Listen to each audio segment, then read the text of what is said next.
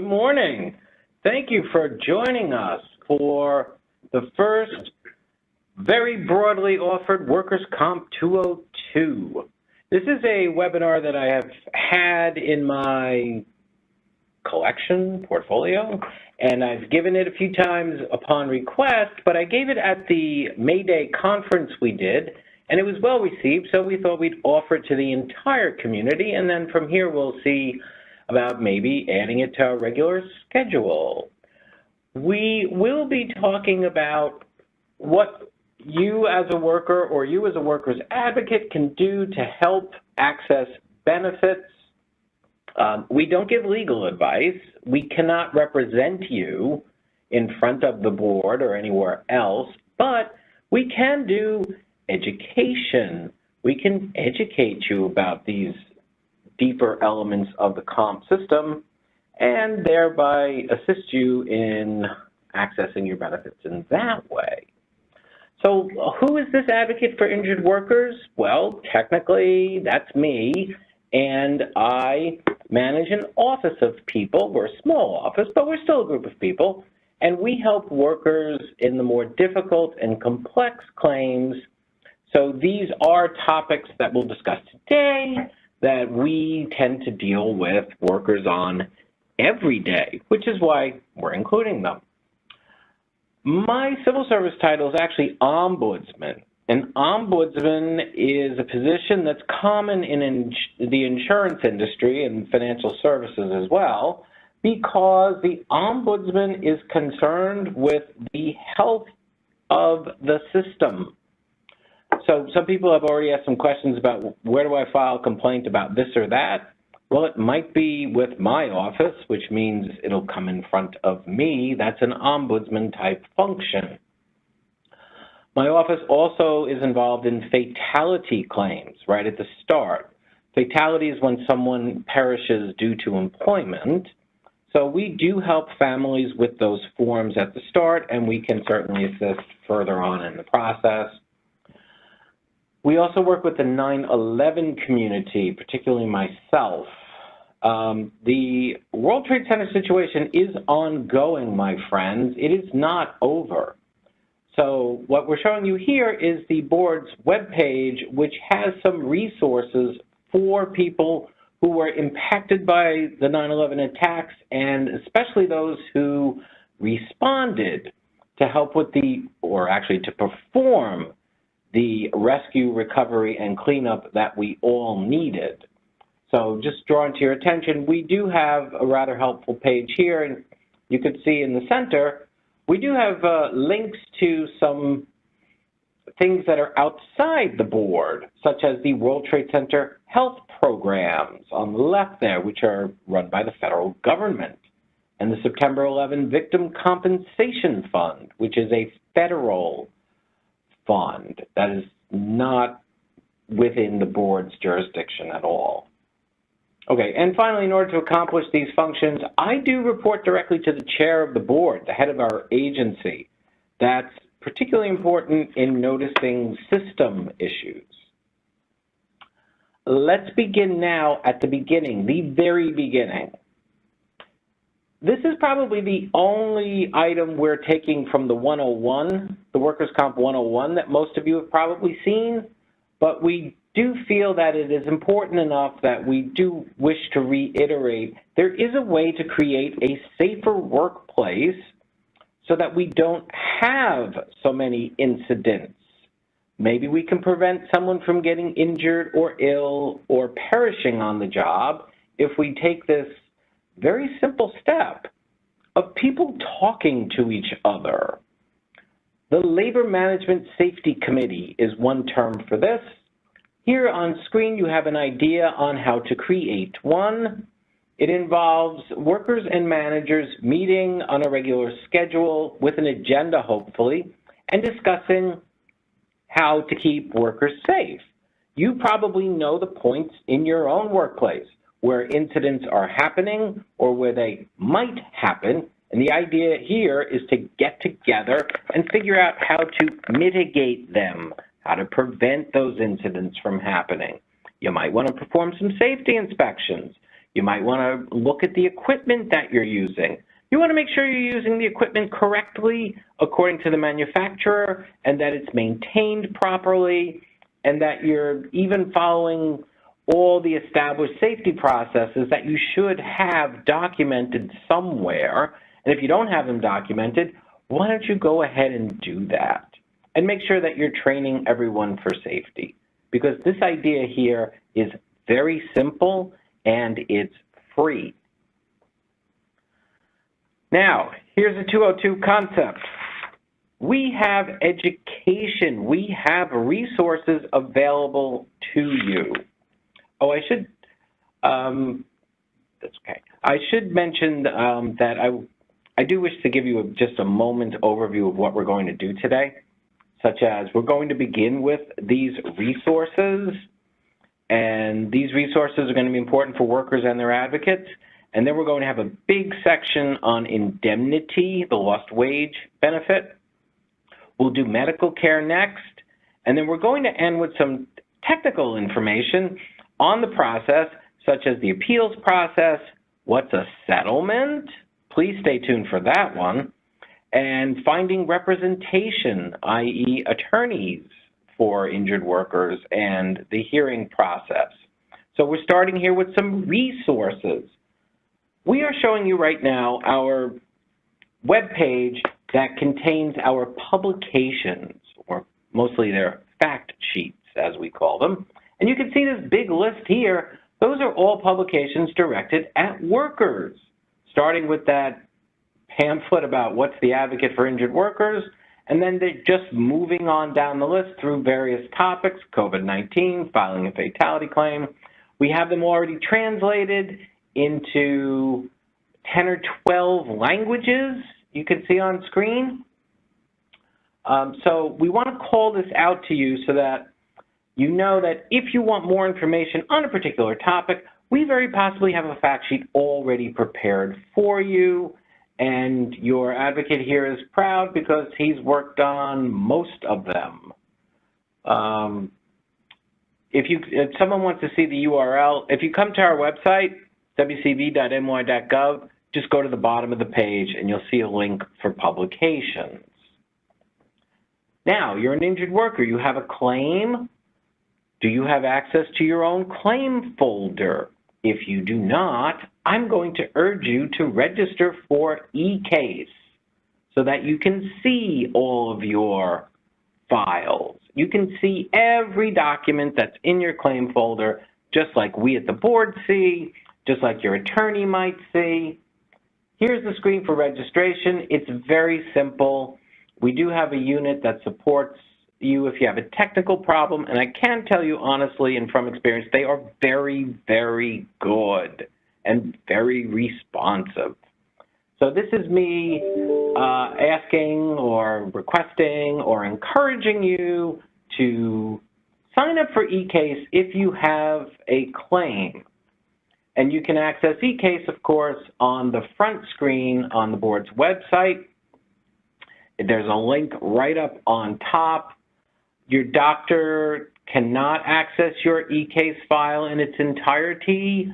Someone's asking that question. No, because the doctors have more limited access to what they have directly treated you for. Privacy provisions. This is important if you are an advocate and you are trying to help an injured worker. Let's say you're at a worker center somewhere in New York State. You deal with a lot of injured workers. You want to help them more directly. Well, remember that claim folder I just referenced? And that claim folder is going to contain all kinds of information. And that information is protected by the workers' comp law. There's a privacy provision in the comp law. We don't use the privacy provision in the federal law. However, we use ours, and it's pretty similar. So on screen, you can see that the parties that we at the board might be able to discuss claim details with are the worker and the worker's attorney. Yes. The employer, the insurer, and their attorneys, yes. And then the providers, we can discuss claim details with those folks. You'll notice if you're an advocate, you're not on that list. Well, if the worker wishes to have you help and have us discuss the details with you directly, beyond just telling you general info, like here's how you file a C3. But if you want to get the real details, fill in, please, this form known as the OC 110A. This is a very popular form. It's on our list of popular forms. And this is what it looks like. You can even fill it in via your computer, but you're going to have to print it and mail it in because it does require a signature from the worker down towards the bottom. See it there, claimant signature? Use blue ink if possible. Okay, if possible. But point is, the worker can give you access to details. It's the worker's choice, though, but they can, and if they do, then we can discuss these matters in more detail with you. You can also get it in Spanish. You can get it in other languages too, but Spanish is by far our most frequently requested language other than English. Let's now move into another topic area, indemnity benefits, also known as the lost wage benefit. We call it indemnity in the system. That's the jargon term. Let's begin with a controversy. Now, once there's an incident, the insurance payer has the option of reviewing the incident and saying, okay, we'll accept the claim, but they can formally dispute the claim. In our system, we call that controverted. They have controverted the claim. You see how it's similar to controversy because that's where it's coming from, the same. That's the root of the word. So, point is, today, about 10% of claims are being controverted.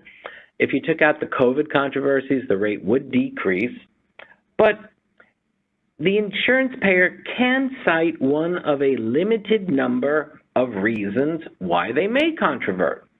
And then if that happens, the claim is almost certainly going to move into what's popularly known as the rocket docket, or the indexed and controverted claims process, to be technically correct. It's a process that should have the controversy wrapped up in 90 days or less, and it does work. So if you're a worker and your claim has been formally controverted, number one, you might want to think about getting an attorney. We'll talk about that at the end. Number two, you won't have any income. If you cannot work, okay, so assuming that you cannot work and you've been controverted, you might not have any income.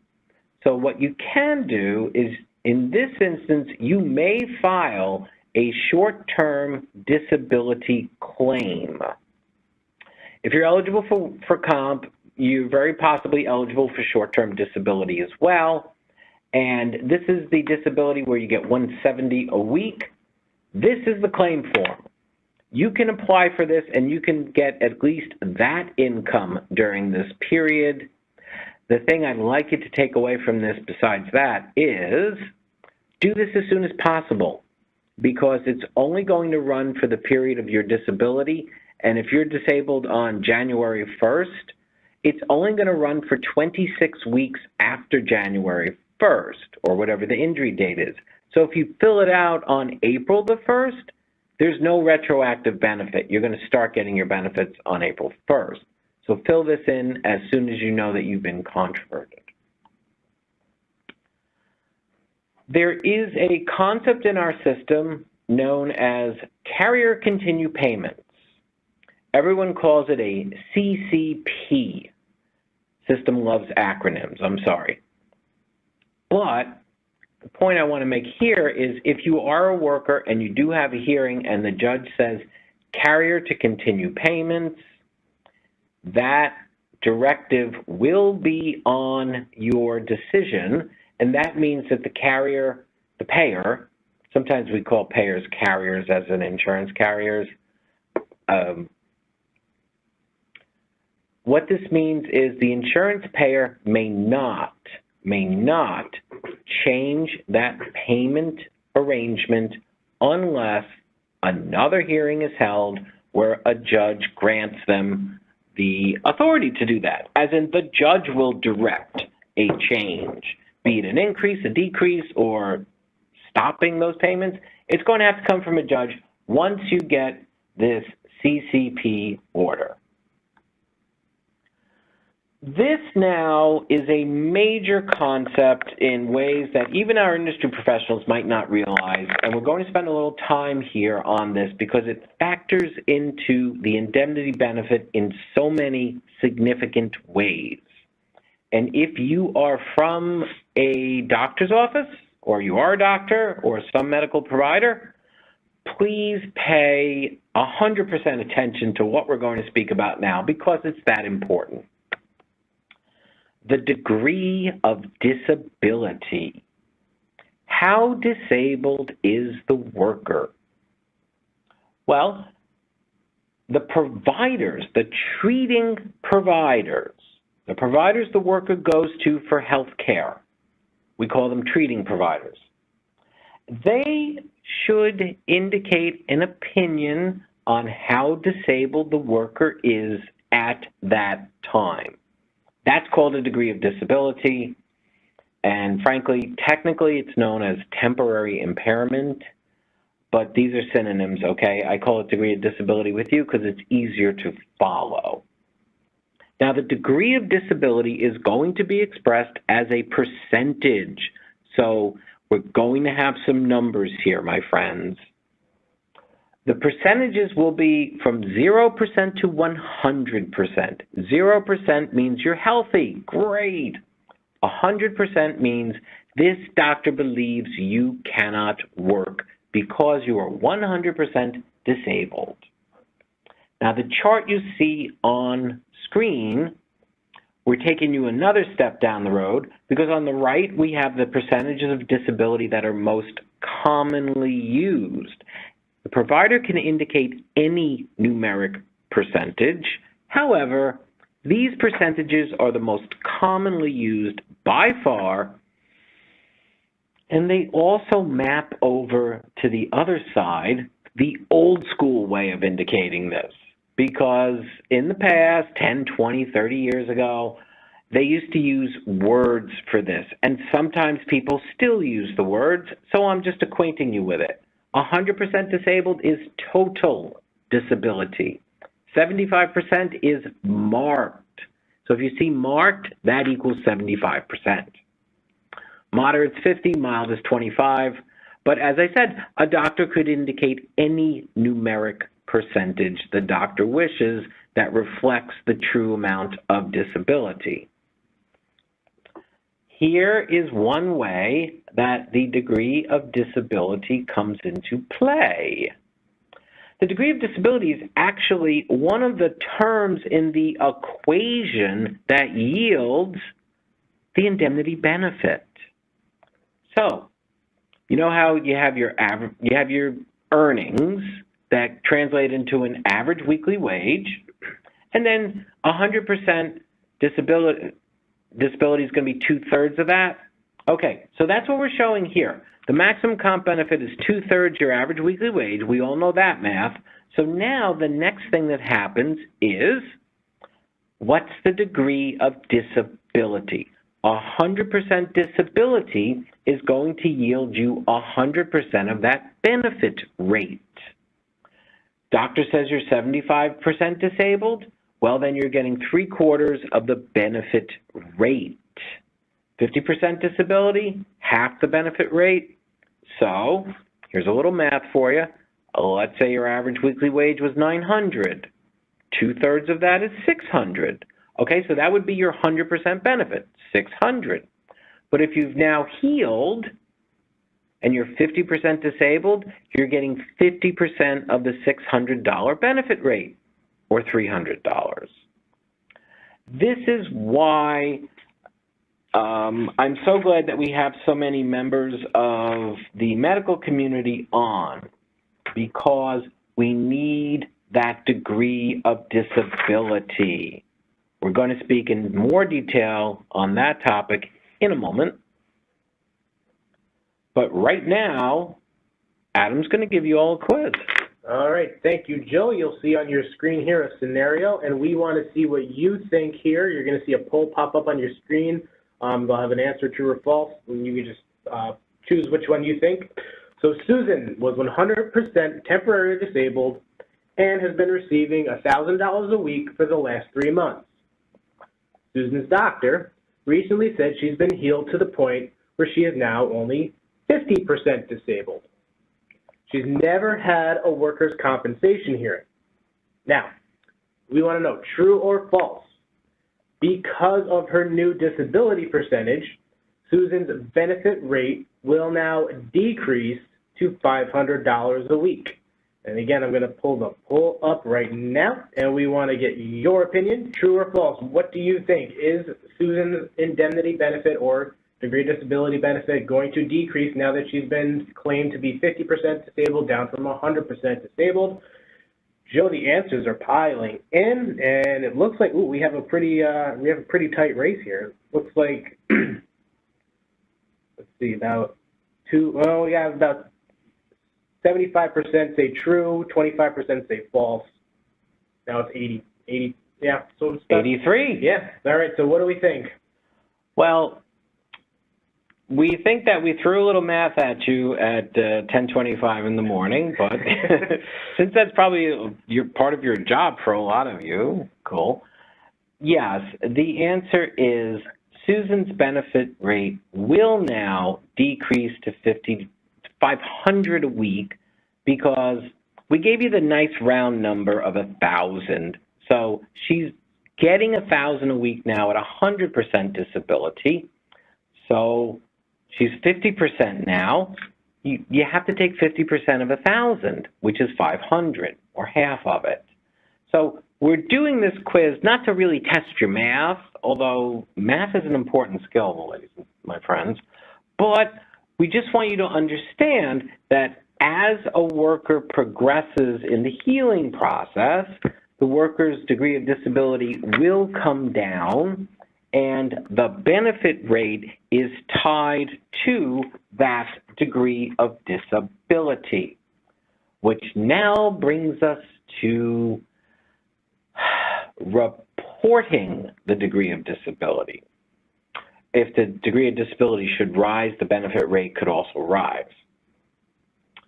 But now, how do you report it? Well, this is something I'm speaking directly to the workers and to the medical providers on this call. Thank you for joining. I'm so happy to have you here. When a worker is on temporary disability, temporary, the worker must see the treating provider every 90 days for an opinion on the degree of disability, and presumably for treatment as well. But we need that opinion on disability, how disabled, because as I've already said several times, that's one of the terms in the equation that gives you your benefit.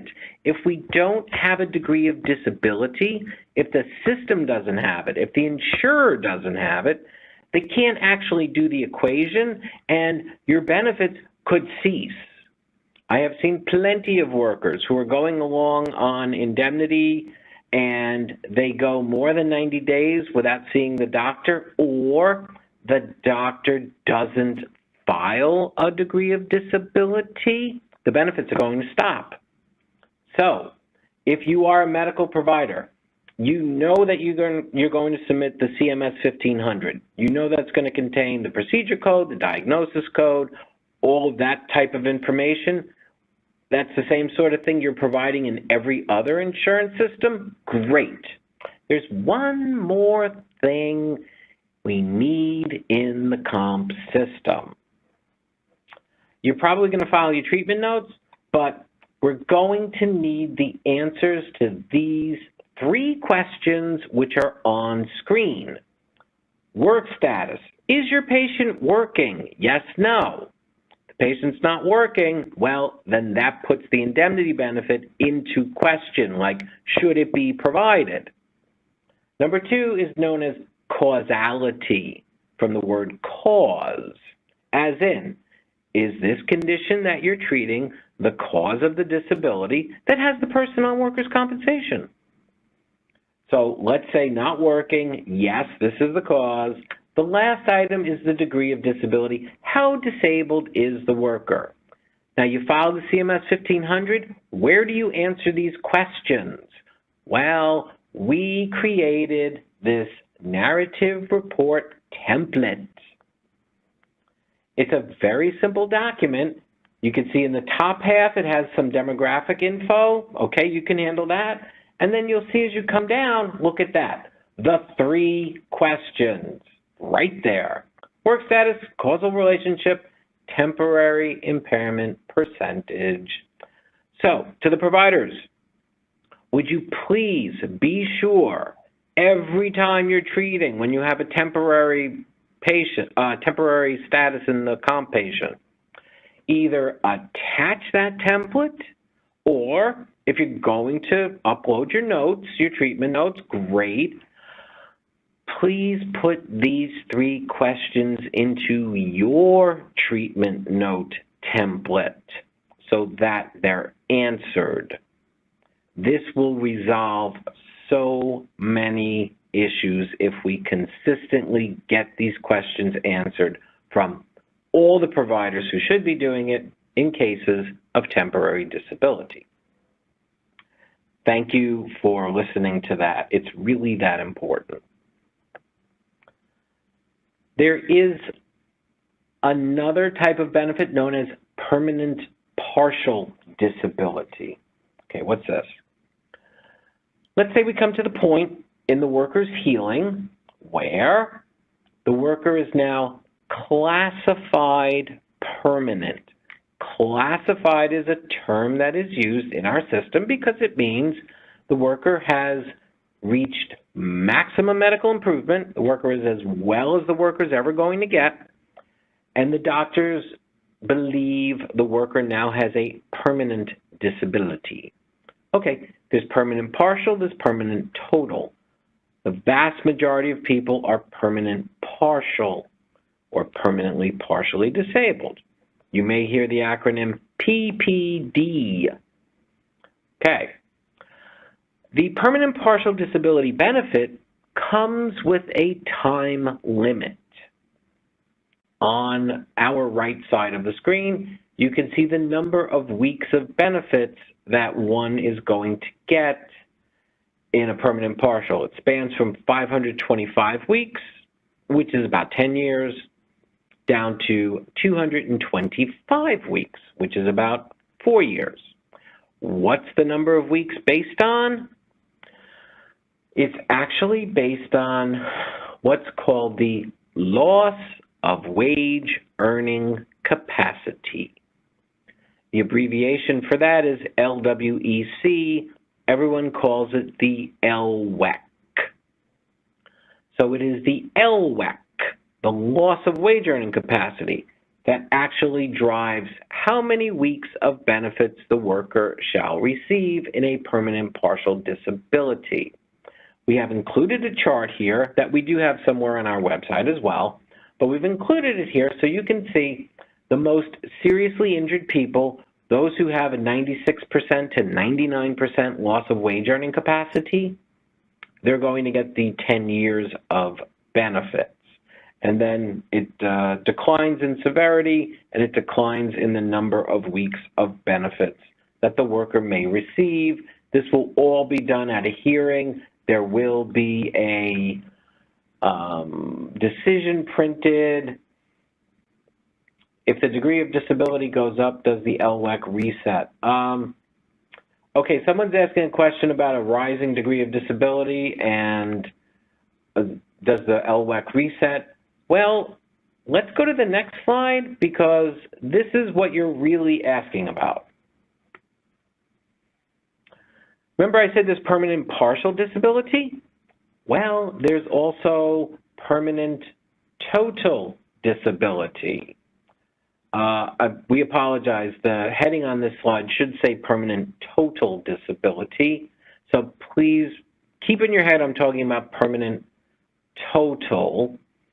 Technically it's correct that it says PPD, but we really want to make the point that you're either PPD, permanent partial, or permanent total, and here's what you should do, or what you could do, if the conditions are right for you. While you're getting your permanent partial benefit, you don't need to wait till the end of the benefit period to do this.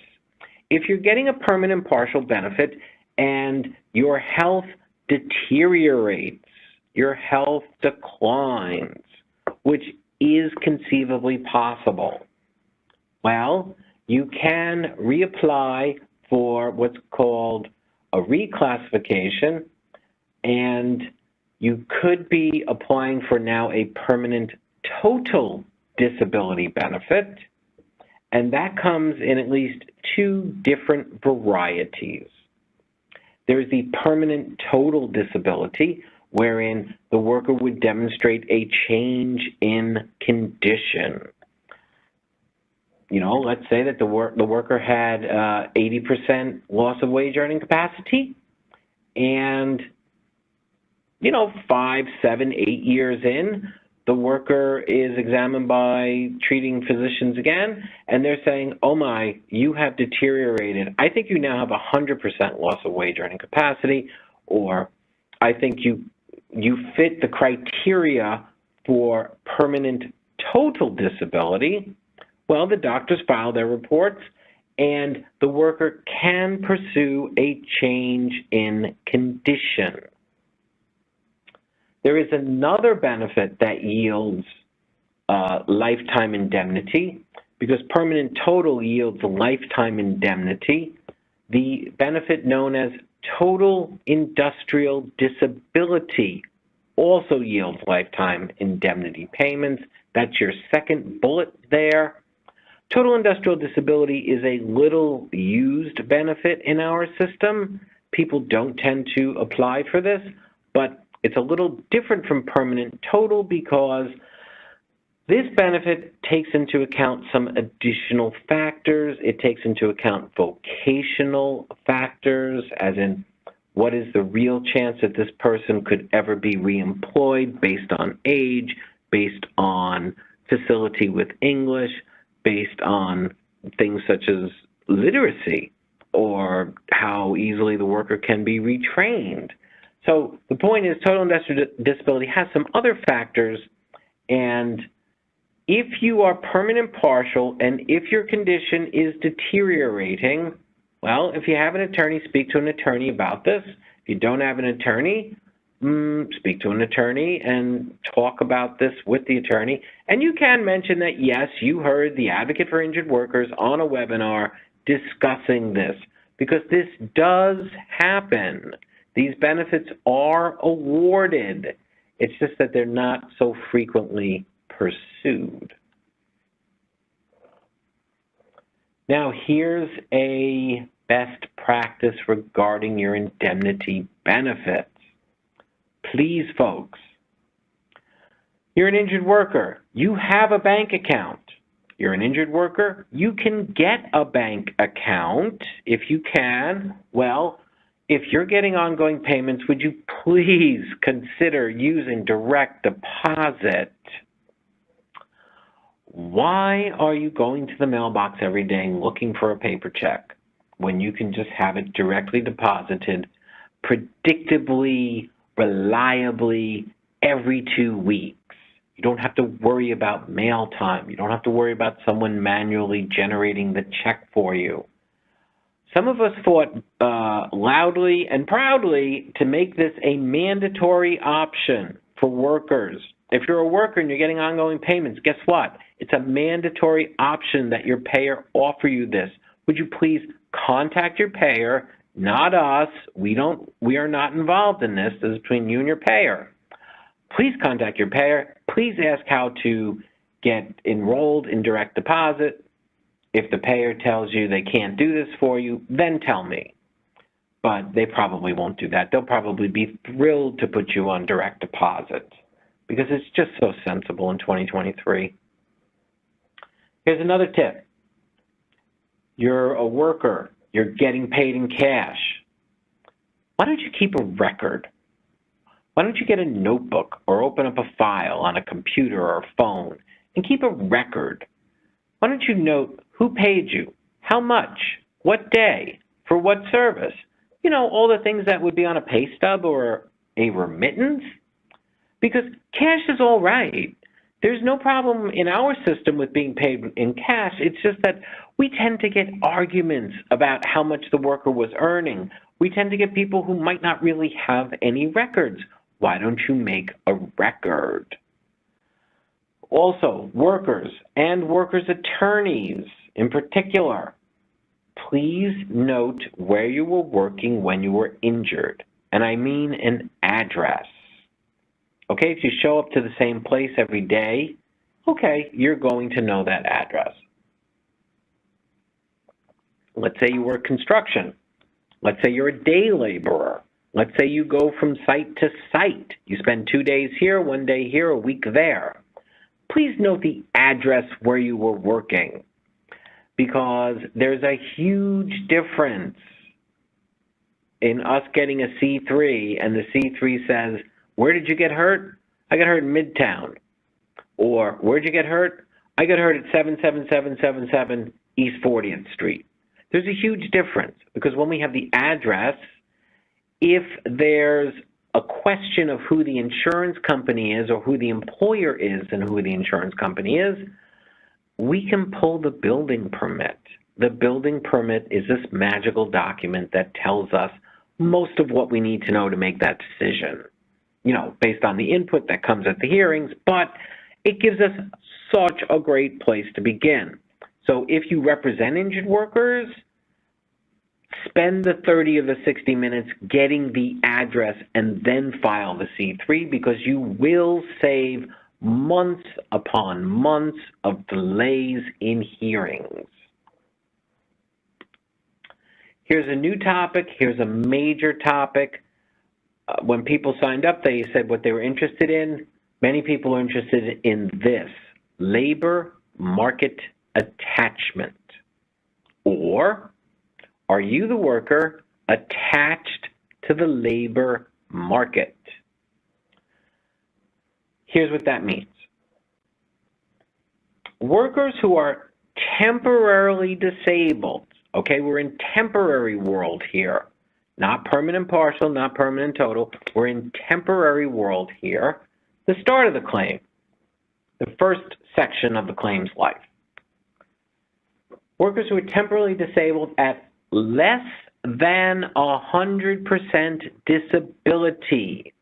This is another reason why I talked about degree of disability for so long. If you're temporary, less than 100% disability, 50% disabled, say, 75, anything less than 100, you do have an imperative to look for employment within your restrictions to continue receiving that indemnity benefit. Now, this will come up if there's a hearing and if the insurance carrier or payer raises it in front of the judge, and then they would say something like, Judge, this worker is 25% disabled. On a temporary basis, we're raising the question of labor market attachment. The worker is unemployed at the moment. Okay, so let's say that the judge says, yes, worker person, I would like you to demonstrate your labor market attachment. That means the worker is now being asked to demonstrate a work search. So that we're in your third bullet on screen now. This is very significant and important. The worker is being asked to demonstrate that the worker is looking for employment in a, look at the green now, timely, diligent, and persistent work search. So now workers, you're going to have to demonstrate you're looking for work in a timely, diligent, and persistent manner. Well, if you're an attorney, those terms, you're probably comfortable with those terms because you see language like this all the time in law or in decisions. If you're a lay person, the point I'd like to make here is what is timely, diligent, and persistent is going to be assessed by a judge. And then if it's appealed, it's going to be assessed by a board panel. So I cannot give you a number or anything quantitative. I can't give you any numeric quantities regarding what's timely, what's diligent, what's persistent. However, there is that old maxim that says if you're out of work, if you're searching for work, you should make that your full-time job. Make searching for work your full-time job. That's probably not going to hurt you in this instance if you have that attitude. How do you now demonstrate the labor market attachment? Well, you're going to fill in some forms, and you're going to attach some documents. So I can't tell you how much info, how many searches you should have on there, but I can tell you you're going to need to show us your searches, and there are two paths or two primary ways to do it. And you can do both. That's okay. We broke it down based on the type of form you would use. So here is a set of resources that you as a worker can take advantage of. You can certainly visit the New York State Department of Labor Reemployment Services. You can talk to those folks and let them help you. You can go to Labor's one-stop career centers. You can use their computers. They have seminars. They have orientation and counseling there. You absolutely can use that. You can also enroll in higher education. You didn't go to college? You can go to college now. You didn't go to trade school? You can go to trade school now. You can fill in that financial aid form, too, from the federal government to help you pay. But the point is, you can pursue higher education or training, and that can be used to demonstrate your labor market attachment. Again, the judge will make the final decision. I'm just showing you these are some options, and you're going to note your usage of these options on a form. It's always a good idea to use our forms when you can. The name of this form is the C-258. So you can get this form off of our website, and you can fill it in. And we're also going to recommend you include your resume in your board filings. Include your resume with this. So you would put those activities on that C-258 form, which you can get from the website. There's another form, C-258.1. This is what you use if you pursue, or as you pursue the other path, if that's what you do. You can use both paths, my friends. It's okay. But this is called an independent work search. So now you're searching for a job on your own. Maybe you're using some online resources like Indeed or all the specialty job sites. Maybe you're dealing with recruiters. Maybe you're on Monster.com, or maybe you're using your own network of contacts to send resumes to people. Great. You might get a job out of that. But the important thing is you are demonstrating that you're searching for employment. That's the whole idea here. You could see in the second main bullet, you really should be submitting details.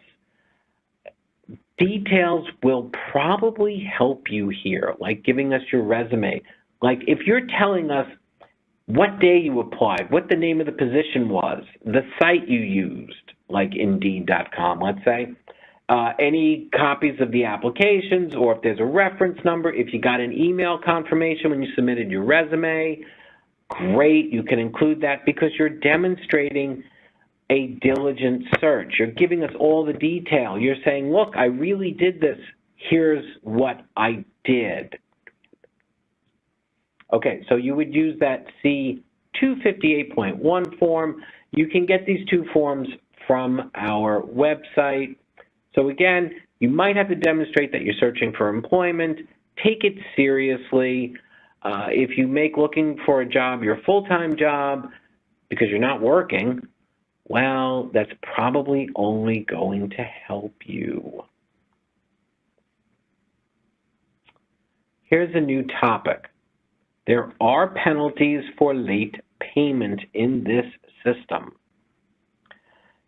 Insurance payers have 18 days from the incident or 10 days from when they got notice, whichever is later, to begin making their indemnity payments if you're not working. If you got poison ivy and you never lost any time, there's not going to be any indemnity. It's not going to be a benefit payment other than the medical care will be covered. But let's say you can't work. Well, 18 days from the incident, 10 days from notice, the benefits should start flowing. And by the way, 90% of the time in this state, they do. That's a real number. I don't just make numbers up with you. That's a real number, 90%. Okay, let's say that your benefits are now due after a decision from a judge. Judge awards you some benefits.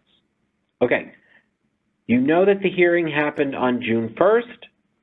Well, in the lower right-hand corner of the decision will be a filing date because we have to prepare the decision and then we have to create it. So the filing date is going to be a day or two later. So let's say June 2 is the filing date in the lower right-hand corner of your decision. The money should be released within 10 days of June 2 or June 12. So if you've been on direct deposit, you should have that deposit by June the 12th. If you've not been on direct deposit and this is your first payment, okay, you didn't have time to enroll, understood, but the check should be postmarked by June the 12th. If it's not, well, tell your lawyer if you have one, tell us if you don't. We also want to make you aware that if you're receiving payments every 2 weeks, that ongoing payment is not late until it's 25 days late under the law. So yes, I certainly understand, and I certainly hear from workers who are used to getting their payments on Tuesdays, and their payment doesn't arrive every other Tuesday, and it didn't come until Friday. Well, it's 3 days later than when you expected, but under the law, and technically it's not late. Also, we will speak about appeals towards the end. Interest can be due to a worker in some circumstances. Interest can be due to a doctor or provider in some circumstances after appeal.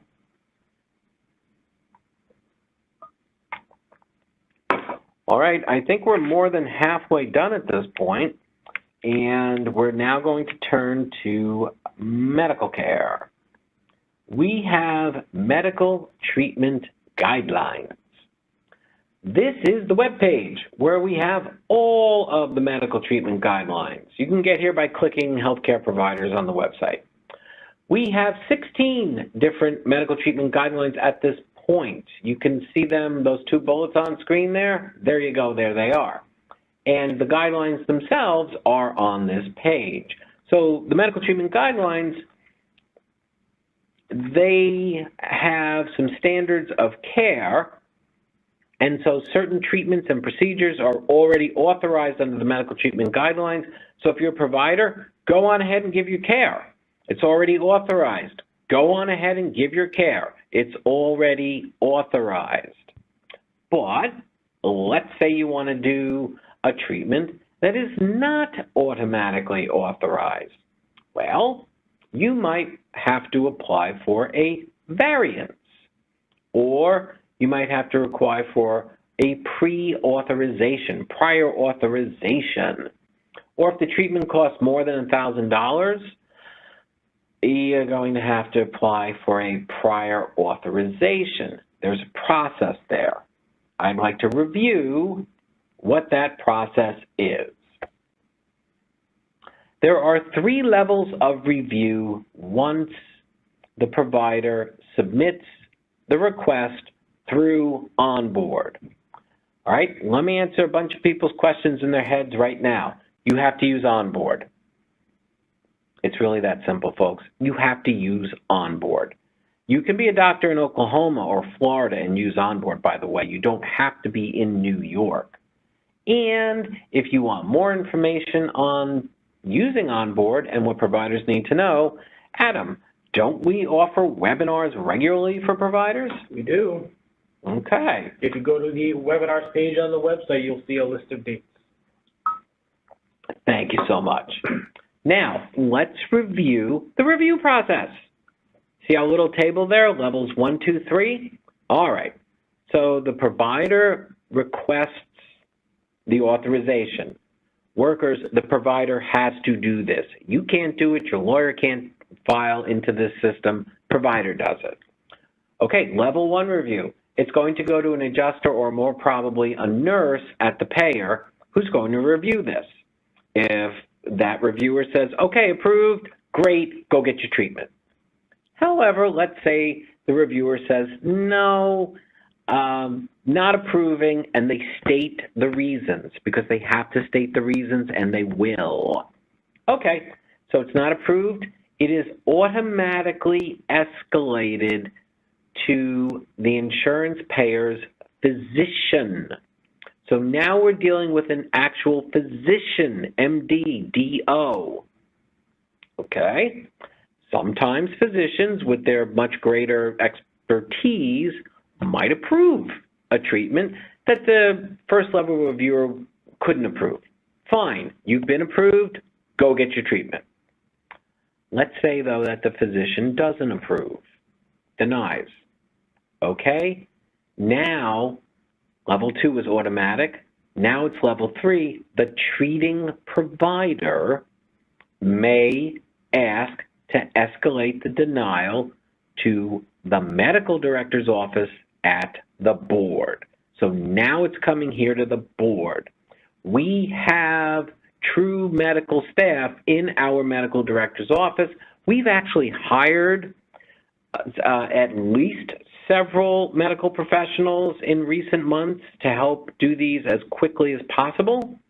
And it is definitely possible that our medical director's office will approve it, or authorize it is the technical term. So it's authorized by our office, go get your treatment. If it is not approved by our medical director's office, I'm going to now suggest to all of the providers on this webinar and all the workers, the treating provider should take a really good look at the reasons for denial, because you might be able to submit more information that will get this approved. You might have been missing some information. If you just submitted your treatment notes and you didn't write anything that explains why you think this treatment will be efficacious for this patient, you might want to try that. I can't tell you how to do it, but I can tell you that frequently, if a treating provider takes a good look at what was submitted and then resubmits with the missing information or with more information, it can very easily be approved. That does happen. There's no problem with reapplying or resubmitting. There's also a drug formulary. The drug formulary follows the same process. So take these concepts and apply them over on the formulary as necessary. Here's a little help for the providers in our community. Workers, when you go to the doctor's office, bring these 3 pieces of information with you. Bring your case number from the board, what's known as the WCB case number. It's probably going to start with the letter G, like gorgeous. It doesn't have to, though. If you have an older case in particular, it won't. But it will be 8 characters, okay? That's our number. Bring that. Bring the insurance company's number, what's known as the carrier case number, because the insurer is also going to give it a unique number that it uses in its own files. Bring that number too, and bring the name of the insurance payer, because you definitely want your providers to be able to file and bill and get paid for services and get those records in. So help them out, folks. The independent medical exam. This is when the worker is asked to attend an assessment rendered by a physician. It's almost always a physician who's been hired by the insurance company to give an opinion on some element of the worker's health. They're not treating you. They are not going to give you treatment recommendations. They're not going to render any treatment. They're simply going to assess you and give an opinion. So that means, number one, workers, there's no doctor-patient relationship here. Number two, here are some things you ought to know about what you can do at this exam. You can certainly bring a witness. You can certainly ask that witness to record the exam. You can use a cell phone, because cell phones, if they're smart, they have video and audio. Your witness can record the exam. Why are you doing that? Because you will get a copy of the report. You will get a copy of the findings. You should read it. You should read it to understand what the examiner found, and then if there's a moment in the report, if there's a place in the report where you don't remember this happening, or you're not sure how this measurement was taken, you don't remember it being taken and yet it's in the report, well, you can compare it now to the video. Or you can show the video to someone more knowledgeable, like maybe your attorney would be a little more knowledgeable, because yes, it is true, you're in the realm of medical care now, so measurements and assessments might be taken. You might not recognize how they're taken, but a professional might clearly see how it was taken. Okay, so that's where the video is helpful. But by the same token, maybe there's a question of where this fact came from. Maybe the video does not show where this fact came from. Well, that video is going to be very important to you. If you have a complaint about conduct or a complaint about the finding in the report, as in you have no idea where it's coming from, you can send that to my office, and I'll be looking at it. If you have a complaint about conduct, as in unprofessional conduct, not seen in a medical facility, you were kept waiting for 7.5 hours on an exam table. Okay, those sorts of things you want to tell us about, because we do have a practice committee that does review these matters and they can act on them. If you disagree with the finding of the examiner, as in you and your doctor think you're 100% disabled, the examiner thinks you're 0% disabled, that's going to have to be litigated. You're going to have to go in front of a judge for that. Then, okay, so just want you to know, you don't even have to complain to me about that one. That one you want to tell your lawyer. That one you want to go to the judge on. It has to be litigated.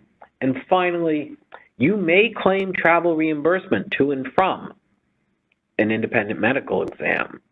You would use Form C-257, one of our most commonly requested forms. New topic. We're getting into the roundup at the end, but these are all very important topics. We explain this topic every single day to workers. Appeals. Let's say the judge has made a decision in your claim. It is certainly possible that you or the payer may appeal that decision. If it's appealed, it's going to go in front of a panel of 3 of our board members.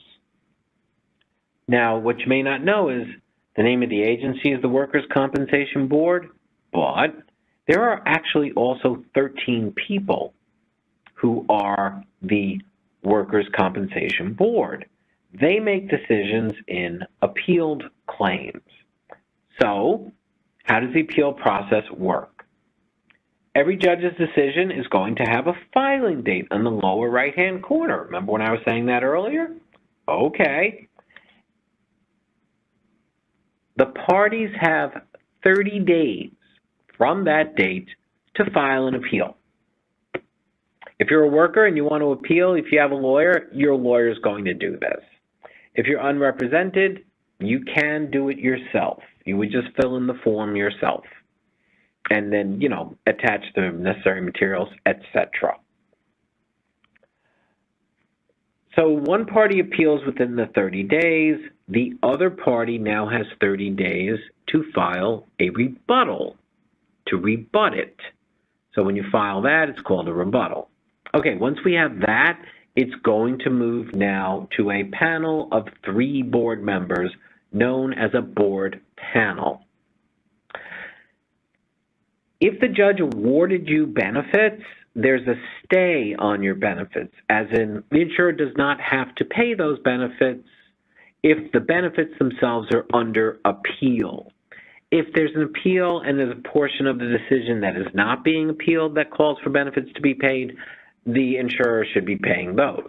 But let's just say, claim was disputed, and on day 88 of the 90-day process, judge says, nope, I'm establishing this claim, and average weekly wage, $1,000, so total disability, temporary, so that's 666.67 cents.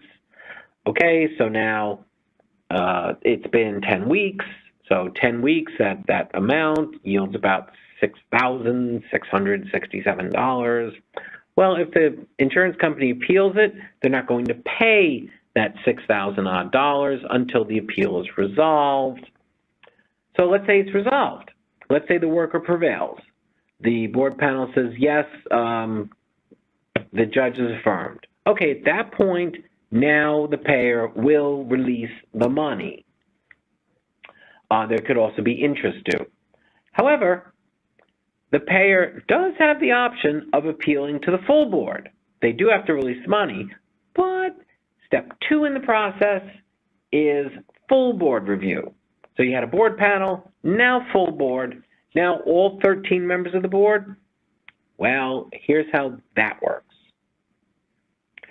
If there was a split between the 3 panel members, 2-to-1, that is what's called a mandatory full board review, and the full board will get that and have to consider it.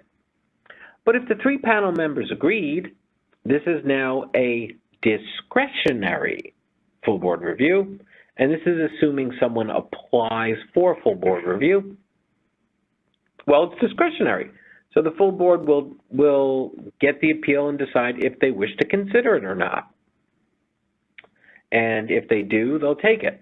And if they don't wish to consider it, you'll get a notice explaining why. But remember, if you were due any benefits, they would have already been released. From there, the New York State Supreme Court Appellate Division, 3rd Department is next in line. So this matter can be appealed to the Appellate Division. It can be appealed after the panel decision directly to the appellate, or after full board, it can be appealed to the Appellate Division again.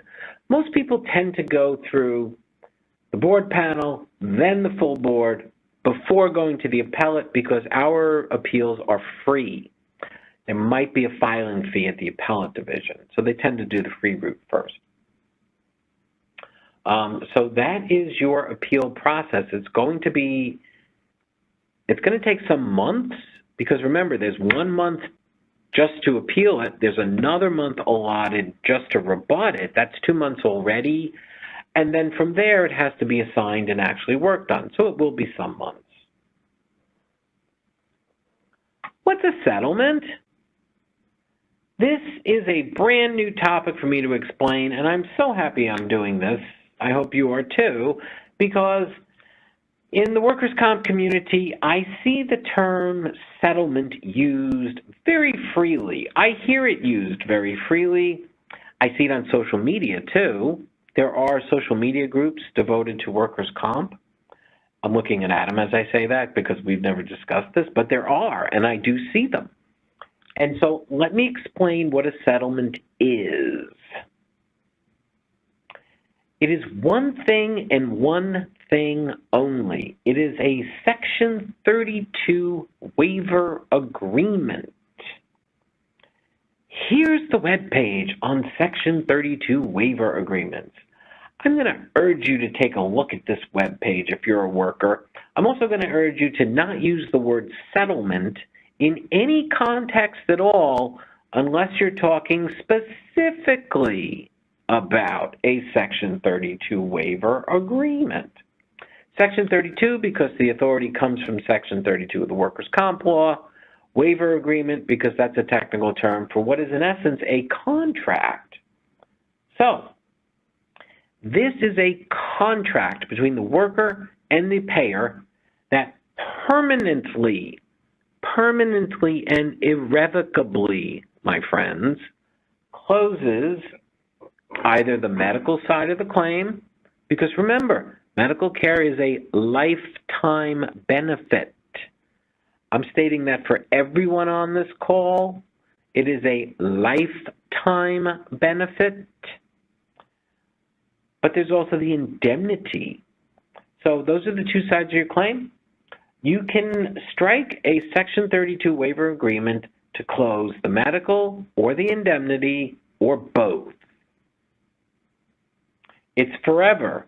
So you can't come back and ask for more benefits if the money's gone. It's also entirely optional.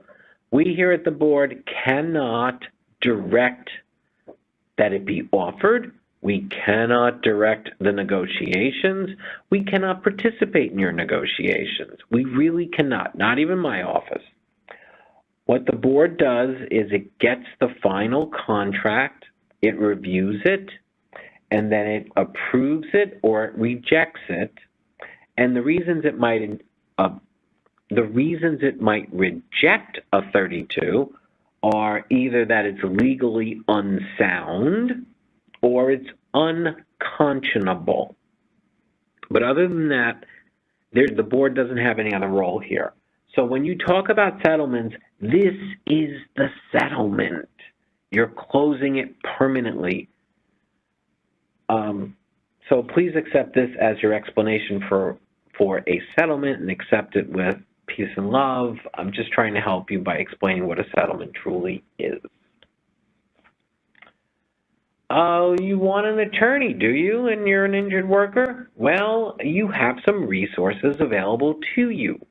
If you contact the board or even my office and ask for an attorney, we're giving you these resources, okay? We cannot refer you directly over to any particular practice.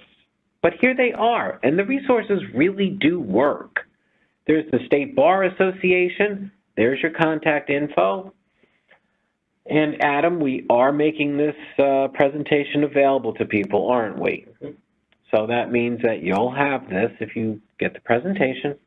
There's also an organization known as the New York State Injured Workers Bar Association. This is a group of the attorneys in New York who tend to represent workers. They have an association. They also have a phone number and a website.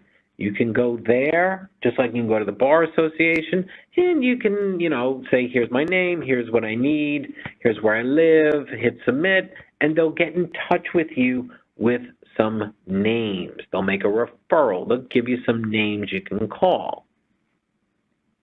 If you don't find someone to represent you in the first three, do it again. Keep looking, because you very possibly could find someone to represent you. There's one other route known as the licensed rep, licensed representative. These are people who have taken an exam given by the board, and we have passed them and said they have a license to represent injured workers. There's the resource on screen, so you can see how to find them. Also, if you have a medical-only claim, medical-only, indemnity, lost wages are not at issue here. You've never lost time, but you have a medical-only and you need help. Maybe you're in the authorization process and you need help. Visit nysba.org. That's the Bar Association page. And then select Workers' Comp on the left side of the page, and they can make you a referral to a pro bono attorney or a free attorney. All right, getting towards the very end here, I think this is our last topic.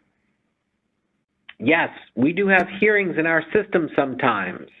I don't know, about 54% of claims get a hearing. So not everybody gets or certainly doesn't need a hearing, but many of them do. Well, we are still closed to the public, so no, you're not coming to our offices for a hearing.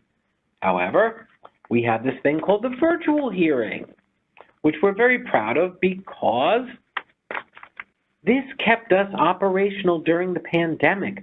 We didn't miss hearings like the unified court system did, because we have the virtual hearing, which is essentially a teleconference.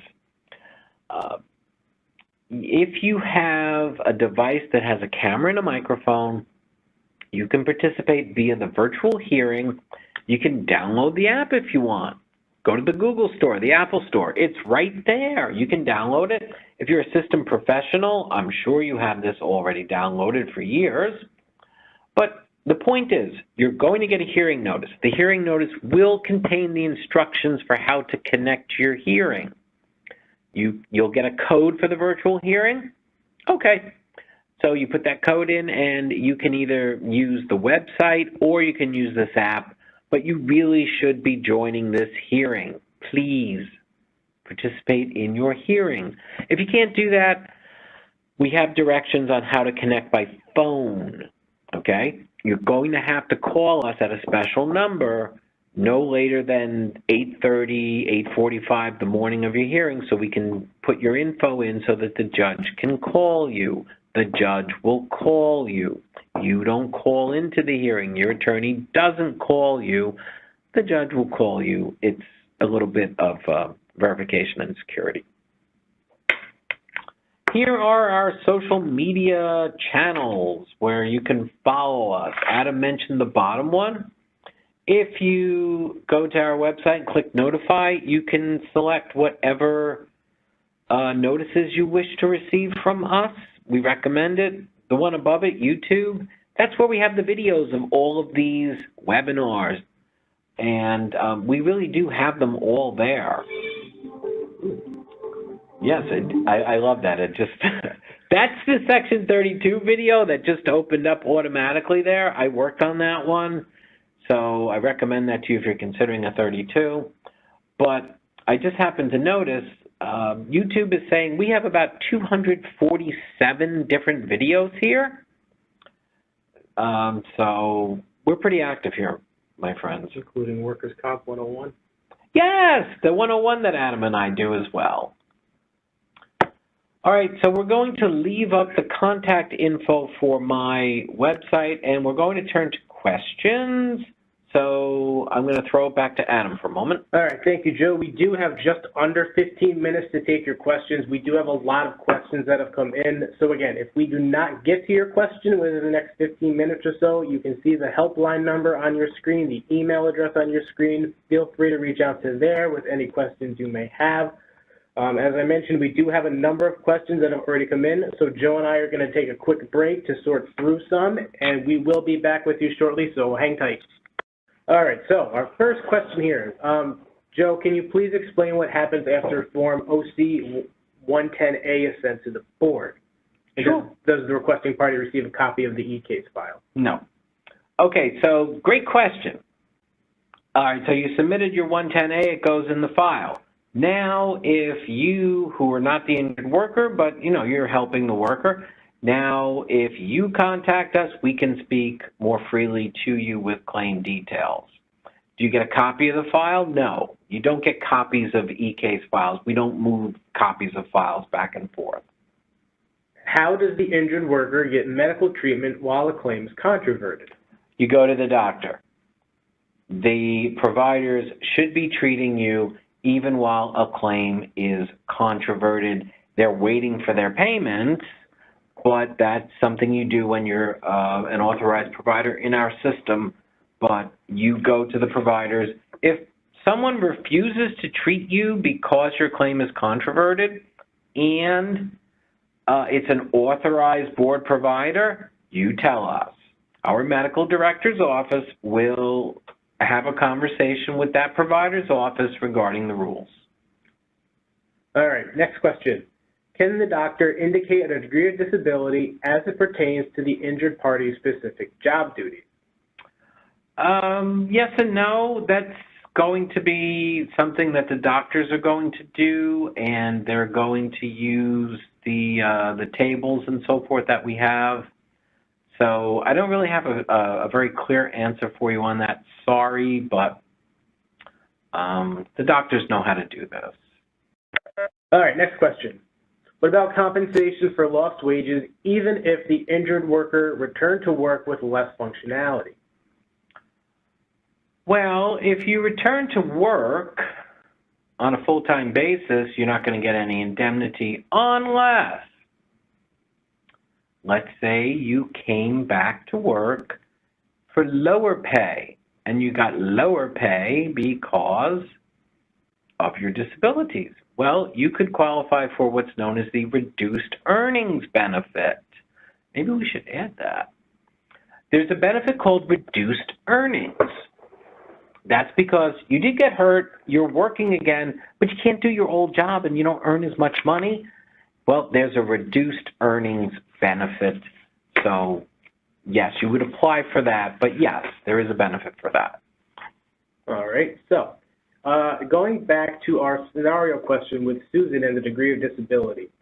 If there's been a hearing for Susan in which the judge ordered a CCP, would the disability automatically decrease to 50% of the average weekly wage, or would the judge have to agree? Well, Adam, this is such a good question. It shows some real learning. So,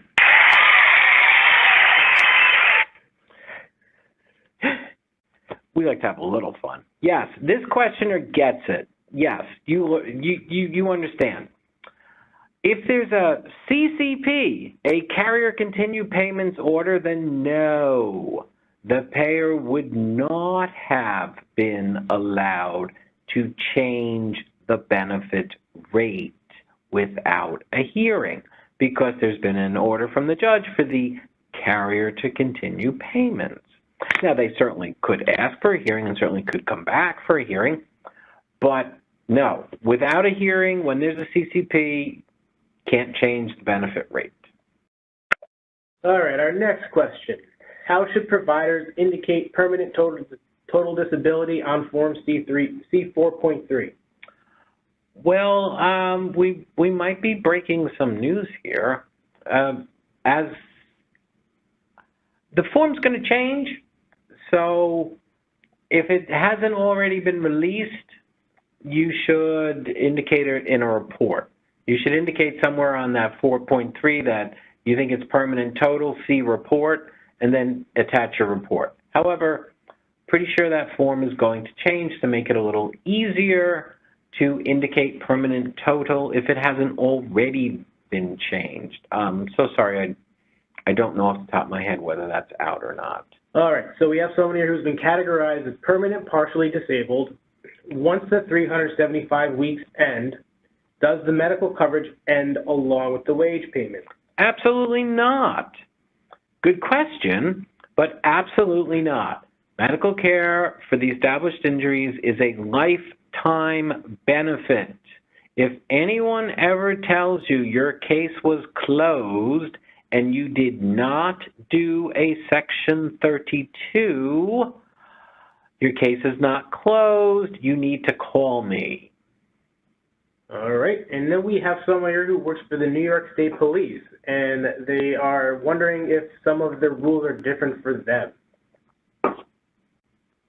I took this question because there could be other folks who are out there in the audience who are asking for have similar situations. The answer is yes and no. The answer is no, all the comp rules apply to New York State Police. All the comp rules apply to everyone. But as a New York State Police officer or trooper, you're probably in a union, and the union may have negotiated a richer benefit for you. So if you're hearing me and you're not state police, but you're somebody else, you're in a union somewhere else, say, because the unions are the most clear example of this. Think of everything that I just said to you in this webinar as the minimum, as the floor. It is entirely possible that a collective bargaining agreement could negotiate a richer benefit. I know that there are definitely some elements in the state police agreement that are richer than what we've discussed here. So that could be what our questioner, our state police officer, is referencing. Joe, what are the resources injured workers use to find an authorized provider? All right. We've had a couple questions on this same topic. So this is what it all boils down to. So I'll give you one answer for multiple questions. Number one, more providers join this system every month than leave. So if you're under the impression that more and more doctors are leaving or refusing, that's not actually correct. The number of authorized providers actually rises every month. And, you know, we announce them so you can see them if you disagree with me. But more providers are coming in every month. We're trying to bring in more providers. We're trying to bring in good quality providers. And so if you want to find an authorized provider, you have a couple of ways to do it. Number one is on our website. I'm sorry to push you to the website to look it up yourself, but you really can. There's a tool. You can do it geographically based on your zip code and then the specialty that you need, and you'll get the list. If you have difficulty with that, or if you're having difficulty finding a provider, sometimes injured workers do need very specialized providers that there may not be that many of. Well, contact the medical director's office. You can use their phone number, which is on the website, or you can send an email to provider@wcb.ny.gov. No? MDO@wcb.ny.gov. MDO@wcb.ny.gov. Okay, so you can use those, and they will help you find a provider. They can give you a nice list sometimes, and you know, in an easy-to-use format. There's one other resource I should point out to everyone. Did you know that New York State has a network of occupational clinics? Because we do. There are 7 of them all around the state in the major regions. They will see you and treat you at no cost. So why don't you look up the New York State Occupational Health Clinic Network from New York City at the granddaddy of them all, Selkoff at Mount Sinai. There's one in Albany, there's one in Finger Lakes, there's one in Buffalo, there's one in Syracuse. There are 7 of them. So you can look those up. They will definitely treat you. We're coming to the end of the question period because the questions that I have not addressed, well, they're pretty specific examples from pretty specific people who have pretty specific instances that really would require us to look up the claim directly to give you the best answer. So, if you have a question that we didn't get to that is about your particular claim, go ahead and contact us and we'll look your claim up. And then some of the questions, I'm sorry to say, are beyond my jurisdiction or knowledge. What is the appeal deadline to the third department? I don't know off the top of my head. I don't know if they have a firm deadline or not. For example, if that's the question, I would encourage you to, look up Appellate Division Third Department. They should have their guidelines on their site. So this is just my way of saying thank you, everyone, for joining us. If you enjoyed this or found it helpful, please give us a comment and tell us that. But otherwise, I'll speak to you again sometime, and I'm going to refer it back to Adam. All right. Thank you, Joe. And yes, I will repeat what Joe said, and thank you all for joining us. We always appreciate you taking the time to come and join us for these sessions, and we always appreciate the questions we receive from you guys. Just a reminder, again, if you would like to sign up to receive workers' compensation news, including information on future webinars, you can do so by going to wcb.ny.gov. Scroll to the bottom of the page and select the Get WCB Notification buttons. You get to choose the topics you'd like to subscribe to. And again, if you sign up for this presentation, you will get an email notifying you when the recorded version is available. So please be on the lookout for that. It might take a few days or so to get everything edited, but we will get a recorded version out there on our YouTube page, again, which I showed you. And on that note, we do also distribute information via social media. So make sure you are following the Workers' Compensation Board on Facebook, Twitter, and Instagram, as well as YouTube. Again, thank you all for joining us, and please enjoy the rest of your day.